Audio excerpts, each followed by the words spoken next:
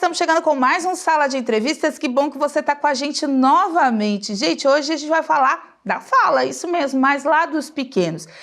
O atraso da fala, né, gera muita dor de cabeça, não só para os pais, que às vezes acham que é preguiça da criança, às vezes acham que uma história de uma avó, de um avô vai ajudar a acelerar esse processo, mas não, para a cabecinha das crianças, muitas vezes geram outros transtornos esse atraso na fala. E aí é importante a entrada de um profissional. E sobre isso hoje a gente vai conversar com um especialista no assunto, o fonoaudiólogo Dr. Giovanni Kubiaski. Doutor, obrigado mais uma vez pela presença. Obrigado a vocês pelo convite. E é isso, né, doutor? O atraso na fala para a criança gera muito transtorno, né? Às vezes a gente pode olhar e falar assim, não, daqui a pouco fala, é preguiça, tá apontando, mas não, na cabecinha deles, no desenvolvimento, o curto-circuito é grande, né? A gente precisa sempre entender, né? Então, a fala serve para comunicar uma ideia.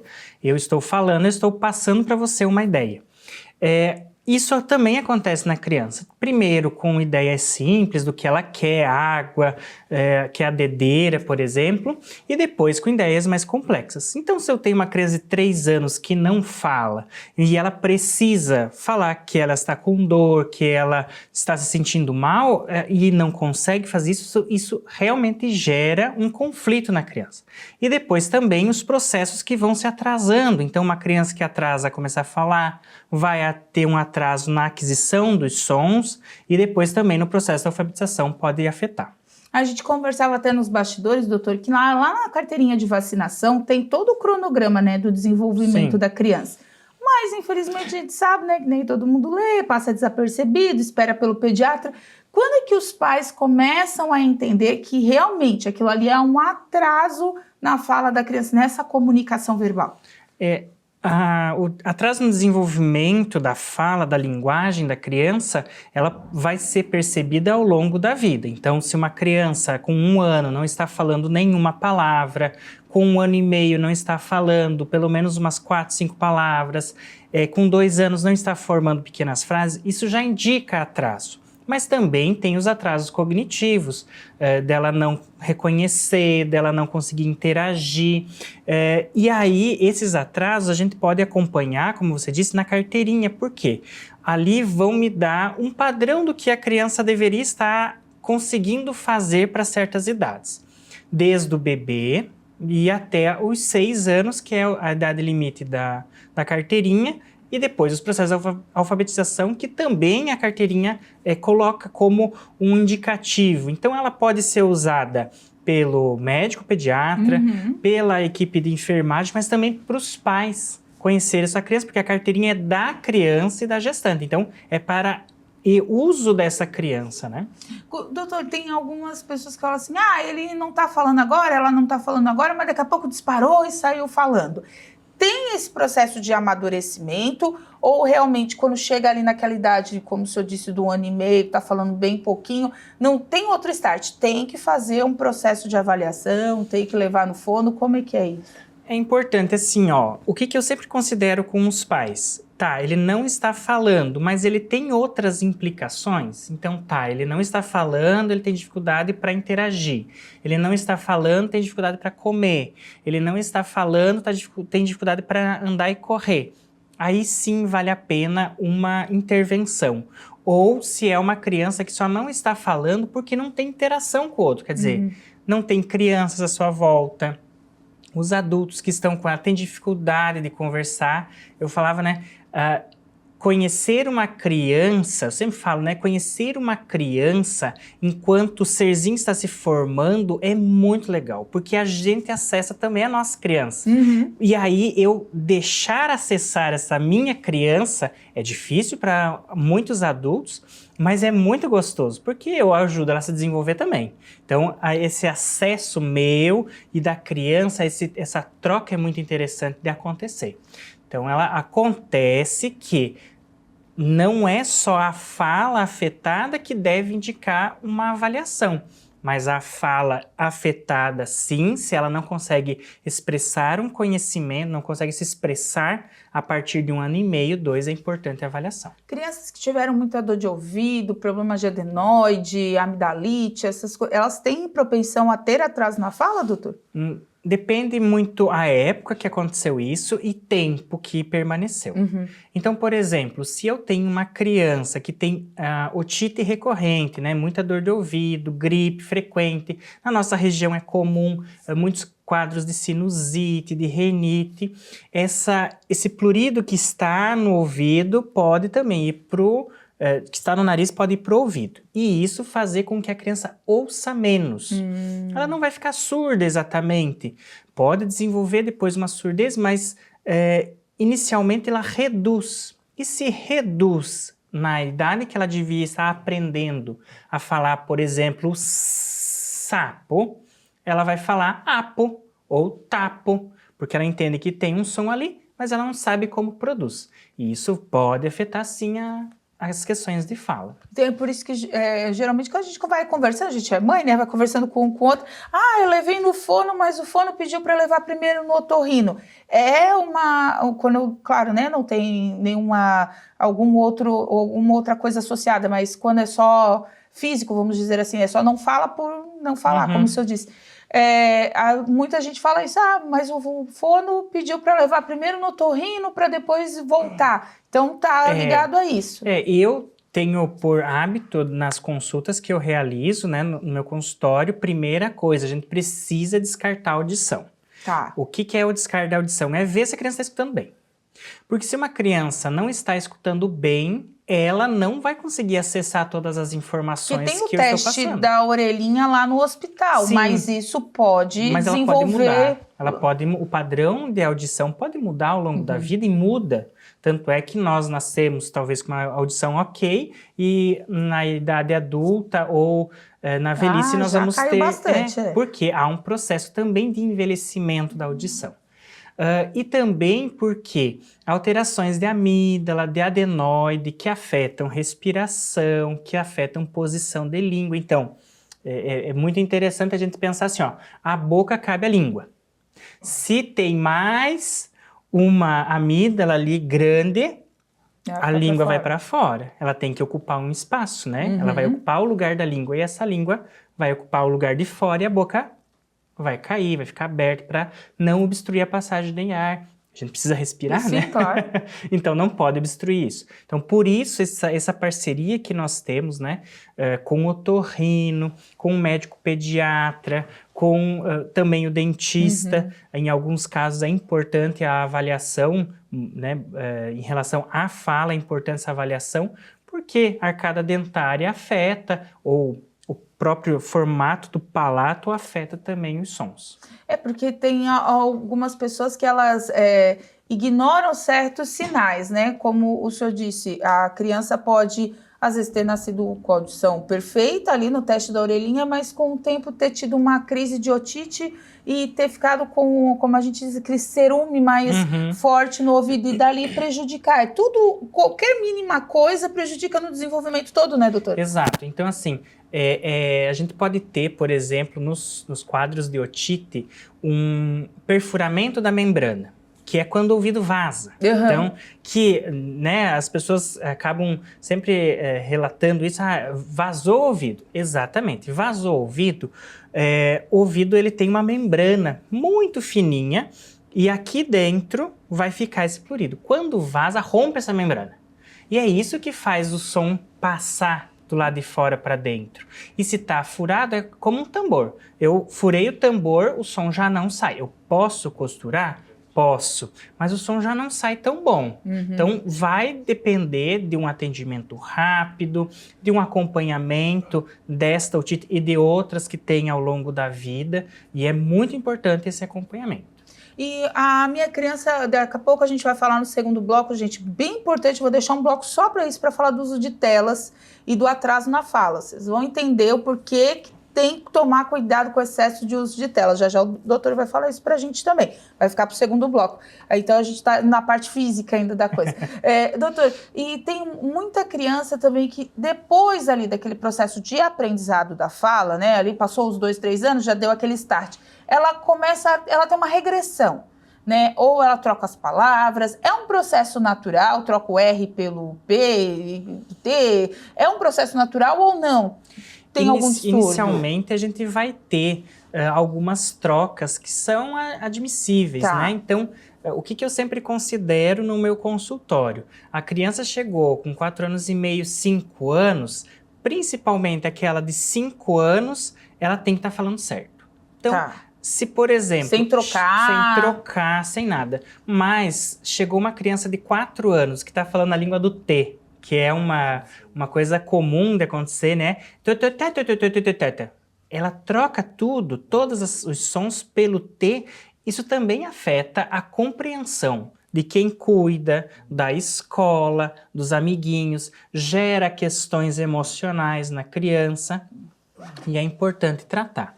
Então, 4 anos, 3 anos e meio, 4 anos, está falando só na língua do T, se ela não é compreendida, eu preciso tratar.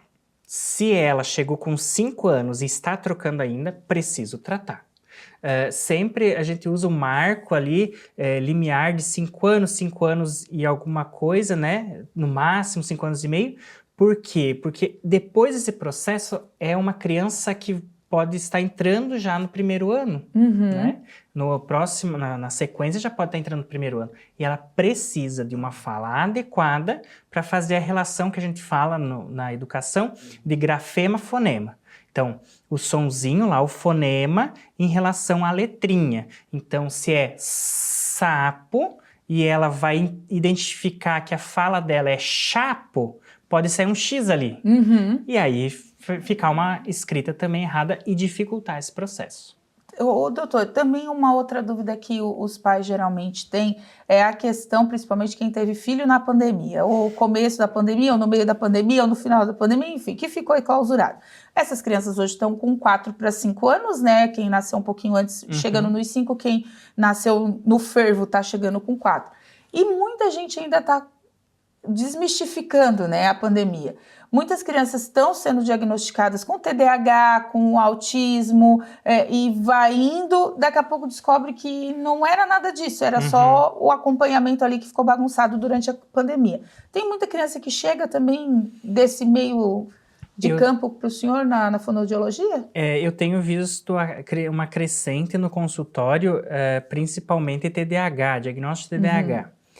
E a TDAH afeta a fala, porque uma criança que não consegue se concentrar nos sonzinhos ou fala muito rápido, vai afetar também a questão de fala.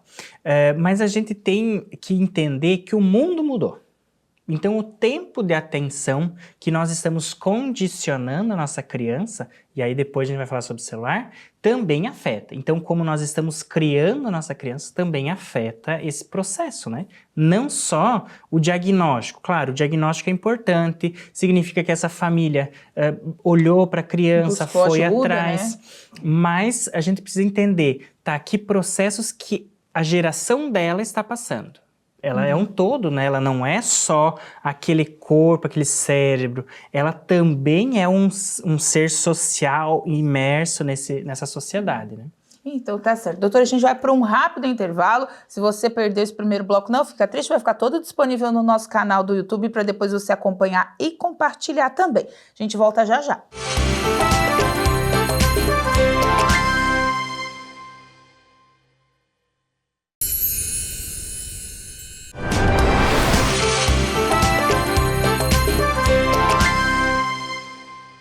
De volta com o nosso Sala de Entrevistas, hoje recebendo o fonoaudiólogo Giovanni Kubiaski, falando muito sobre a fala das crianças. A gente deu um resumão das partes físicas aí, o que pode fazer esse atraso acontecer, mas agora o assunto é para você que não desgruda das telas e levou isso para o seu filho. Doutor, a tela atrasa o desenvolvimento da fala? Afeta o desenvolvimento não só da fala, mas todo um desenvolvimento geral da criança, né? Nós falávamos que o ser humano ele não é só uma cabeça e um corpo, ele está inserido no contexto. Então, por exemplo, se eu deixo a minha criança muito tempo no celular, que interação que ela está tendo com o meio? É verdade. Ela está direcionada para a atenção daquele objeto. E aí, se a gente tem uma dificuldade de interação com o meio, que comunicação eu preciso ter? Né? Se eu estou direcionando toda a minha atenção para aquele objeto, eu não preciso interagir com o meu meio, né? E isso pode afetar o desenvolvimento da fala. Tem muitos pais que falam assim, mas eu deixo ele no celular e ele fica vendo aqueles amiguinhos lá que ficam falando. E depois a criança desenvolve uma fala totalmente errada ou então desconexa. Isso também afeta. Sim, afeta porque a aprendizagem da fala, ela precisa ser praticada. Pensemos nós adultos aprendendo uma nova língua. A gente só vai conseguir avançar no nosso vocabulário, no nosso conteúdo, na nossa conexão, se a gente praticar ela. Seja com a leitura, nós que já somos alfabetizados com a leitura, escrita e também fala. Então veja, quando eu tenho um padrão de fala alterado, e isso vale para o celular, mas também vale para os cuidadores que falam que nem bebê com as crianças. Aquele negócio, oi, bebidinha, não, né? Exato. Você vai ter um padrão alterado. A criança aprende tudo que você ensinar. A gente tem que partir desse pressuposto. A criança aprende tudo que a gente ensinar. Então, isso também vale em relação à aprendizagem da fala. E aí, nesse caso, né, quando os pais têm ou essa alteração do jeito de falar, às vezes a gente fala pais, mas é o todo, né, gente? Sim, é vô, é né? vó, porque às vezes chega no final de semana, fica com o vô, com a avó, ou com os dindos, aí volta para casa totalmente, né, outra criança. E aí os pais falam, porque ficou... Mas isso tem que ser uma conversa quando a criança já tem alguma dificuldade, tá passando por um processo, né, de readequação ali para desenvolver a fala. Aí tem que ser uma conversa com a família toda, né, doutor? Sim. Porque se um for para um lado, outro para o outro, a cabeça da criança não condiz, né? Eu no consultório sempre peço assim, gente, quem que vai ajudar a criança a falar? É o pai, a mãe, a avó, é essa pessoa que vai ter que vir conversar comigo. É a babá que vai cuidar das questões das lições de fala? Ok, é a babá. Mas o contexto geral tem que ser um contexto de estimulação. Então, se eu tenho algum atrito familiar, que eu vou lá conversar, ter uma dificuldade, os pais estão criando um jeito, os avós estão educando de outro, precisa ter essa conversa. O diálogo é importante. Então, a gente está falando até aqui sobre a aquisição de fala. Mas a fala se adquire para esta comunicação. Então, eu preciso comunicar com o outro, né? Olha só, eu estou num processo terapêutico, eu preciso corrigir a fala, ou estou verificando que minha criança está falando que nem bebê, ou estão me indicando, né? A escola está falando, tá me indicando isso, ou uma amiga, uma madrinha está me sinalizando isso, eu preciso ficar atento. Preciso ficar atento porque o outro vai me dizer coisas que talvez eu não esteja percebendo, né? Porque quando é normal, né? A gente convive, igual a gente tá trabalhando todo dia, mesma rotina. Às vezes cai um lápis no chão, a gente não viu, e a gente passa todo dia por cima daquele lápis, né? E com a criança é a mesma coisa. A gente nota, né, com o tempo algumas alterações, mas a rotina às vezes te supre, né, de pegar os detalhes. Então, se um dos pares ali já não andar junto com a criança para esse desenvolvimento, a cabeça dela fica totalmente desnorteada, né? Exatamente. Isso que eu falava anteriormente, né? Tudo que eu ensinar para a criança, ela vai aprender. Então, se eu ensinar um padrão errado de fala, ela vai aprender um padrão errado. Se eu ensinar um comportamento errado, ela vai aprender esse comportamento errado. Então, eu preciso estar atento à minha criança, olhar para ela, verificar qual que é a necessidade dela para conseguir conduzir isso. Porque aí a gente volta falando das telas, doutor, porque muitos pais naquela hora que a criança está mais arredia, às vezes até está tentando se expressar e não consegue por falta da fala, né, acabam entregando o telefone ou então deixando numa televisão, enfim. O que esse excesso de exposição traz de atraso real, assim, que você já tem estudado, doutor? A gente precisa entender, assim, a tela, quando a gente fala, não é só o celular. É também a televisão, é o tablet, né? Porque às vezes chega... mas meu filho não vê telas, porque ele só vê o tablet, né? Ele não está com esse processo. Mas sim, as telas são todos esses componentes eletrônicos. Afeta o desenvolvimento da criança primeiro, porque na fala ela não vai conseguir praticar. Então, quando eu estou falando com a minha criança e ela falou por acaso algum som errado e eu vou indicar na minha boca como é que fala, ela vai ter um padrão. Sim. Eu vou dar um padrão para ela. ou ela vai percebendo que esses sons existem, né? Então, ela percebe, ela consegue executar. No videozinho não existe isso. No videozinho existe crianças brincando ou bichinhos se movendo. Pior ainda quando são bichinhos mudos, né? Que só tem a musiquinha. Sim. Por quê? Porque entre eu olhar a imagem daquele bichinho saindo deste ponto, indo atrás da árvore e se escondendo, existe uma série de ações, movimentos, palavras que eu posso explorar com a criança que eu não consigo fazer isso com a tela. Então, por exemplo, se eu estou fazendo isso, olhando um livro, eu vou explorar. Que o bichinho saiu daqui, ele correu pelo gramado. Já então, é lúdico, né? Correu, ele saiu, ele andou pelo gramado, ele foi atrás da árvore, que tem um tronco, que tem uma copa, enfim. Aí eu posso usar o recurso que for. A gente sempre precisa pensar na estimulação da fala, que a estimulação da fala da criança tem que ser simplificada. Então, eu não posso falar difícil com a criança, mas eu não posso ser simplista. O meu bebezinho, papapá. Eu não posso simplificar a fala, né? Então, eu tenho que ter um conteúdo que seja mais adequado, mas mais simplificado. E, principalmente, a tela vai afetar a atenção das nossas crianças, né? Existem pesquisadores que vão falar sobre condicionamento. Então, um deles é o Skinner, que ele pegava e colocava ratinho dentro de uma caixinha para apertar uma bolinha, para pegar uma bolinha. Se ele apertava, ele ganhava uma comidinha. Ok, isso é condicionar. Se não aperta, não ganha. E nós estamos condicionando as nossas crianças. Quer dizer, se ele aperta, ele ganha o estalinho. Se ele aperta, ele ganha uma moedinha. E nós vamos direcionando a atenção para cada vez mais esse condicionamento de uma atenção mais restrita. Nós podemos pensar, por exemplo, assim, ó, quando eu estou conversando com uma pessoa que fala um pouquinho mais devagar, eu já quero colocar ela no 2.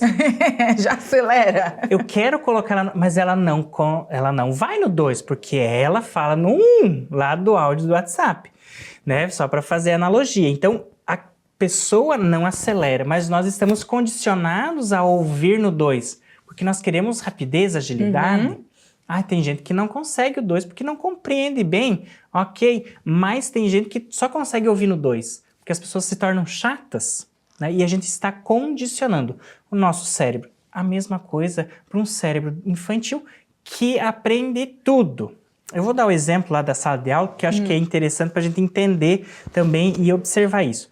No início do século XX foi feita uma pesquisa, uma grande pesquisa, e que com várias crianças, quanto tempo elas mantinham a atenção. Tá. Então, essa atenção das crianças era de 45 minutos. Surge daí... É um tempo grande, né? No começo do século XX, 1900, é um tempo imenso, mas que as pessoas tinham esse tempo, ficavam nas tarefas por bastante tempo. Não eram conduzidas a essa aceleração, né? Exato, nós temos um aceleramento do nosso tempo, né? E aí, é a partir desse momento que surgem aulas de 45 minutos. Hoje, quanto tempo que uma criança maiorzinha presta atenção? 10, 15 minutos? Então isso também é um desafio para a educação, porque agora eu tenho que ter 3 aulas dentro de uma aula só. Eu tenho que ficar mudando isso, porque o tempo da atenção da criança... O choque de geração tá batendo agora, né, bate. Por exemplo, nós vamos ter uma pessoa que aprendia lendo e escrevendo. Ótimo! Hoje a criança já não faz isso. Não. Nós temos muitas pesquisas que já indicam a dificuldade de uma escrita. Não estou dizendo só cursiva, né? Só aquela letra desenhada, mas pode ser letra de forma também. Mas a escrita à mão, como é difícil, porque nós estamos aqui. Sim. Nós estamos aqui, a escrita acontece aqui. E a prática dessa escrita é muito importante. Até nós que já somos acostumados, né, a escrever, eu como jornalista, enfim... Tem horas que realmente fica complicado. Começa a escrever com a letra bonita, no final acabou-se. Só eu entendo e olho lá. E dói, chega a doer a mão, dependendo da quantidade, porque realmente a prática está cada vez menor, né? E é uma prática muito interessante para o cérebro, né? Conseguir articular pensamento, O músculo tem um tempo menor de Sim. resposta, né? Então, quando eu estou escrevendo, a minha musculatura vai responder mais lento. E o meu pensamento acelerado, eu vou ficar com raiva daquilo ali, né? Sim. Então, é muito importante a gente perceber que estimulações antigas servem, né? Eu sempre falo assim, ó, você tá com dificuldade na alfabetização do teu filho, pega e faz ele escrever no ar, Sim. ele escrever na areia, ele mudar esse padrão que ele está apresentando de caderno, borracha, para outros espaços, para você ver como ele vai ter uma entrada diferente de informação. O cérebro aprende por diferentes formas, né?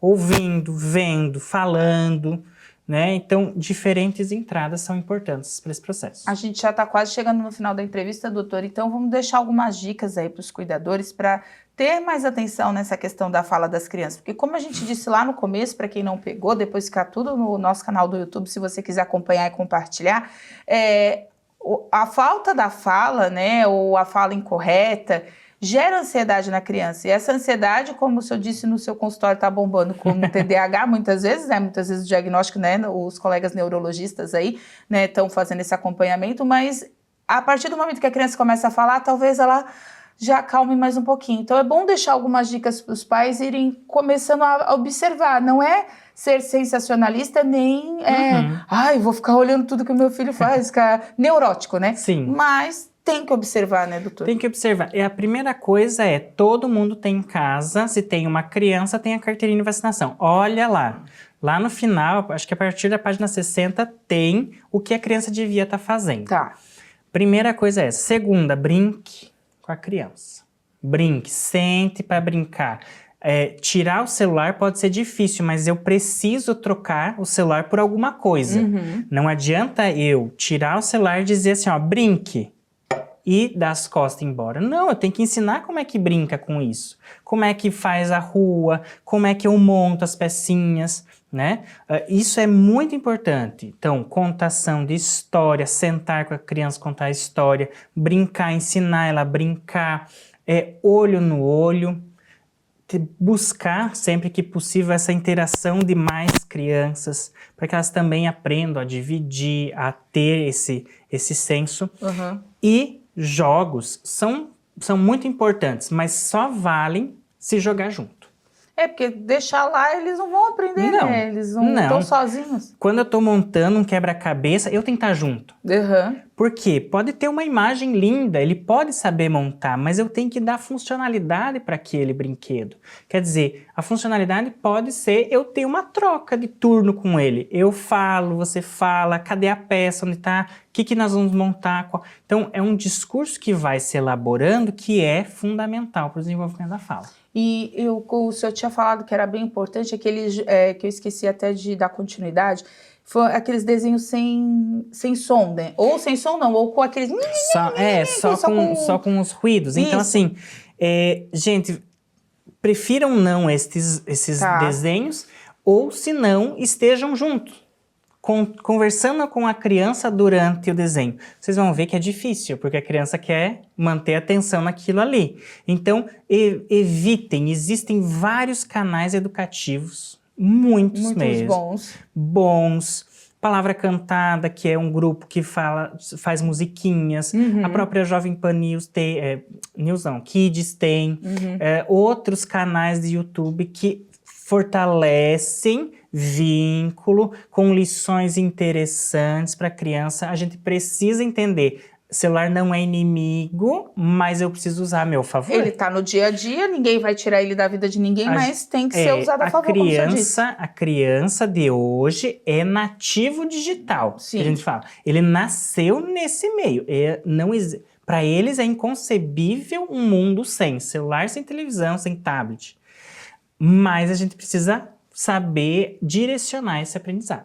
Então tá certo. Doutor, obrigada mais uma vez pela presença. Obrigado Foi bem esclarecedor, até porque eu acho que esse universo infantil sempre tem dúvidas. Tem sempre coisa. E é bom contar com profissionais como o senhor aqui com a gente. Obrigada mais uma vez. Obrigado a você. Então, gente, esse foi mais um Sala de Entrevistas. Que bom que você esteve conosco. Esse programa vai ficar todo disponível no nosso canal do YouTube para você acompanhar. As redes sociais do doutor também passaram por aqui durante o programa para você interagir. Ele dá bastante dicas, é bem legal, é bem desenvolvido o Instagram do doutor, dá para tirar bastante dúvidas por ali e, claro, né? Procure sempre ajuda profissional para o desenvolvimento do seu filho aí, se não for perfeito, ser o melhor possível. Voltamos no próximo Sala. Tchau!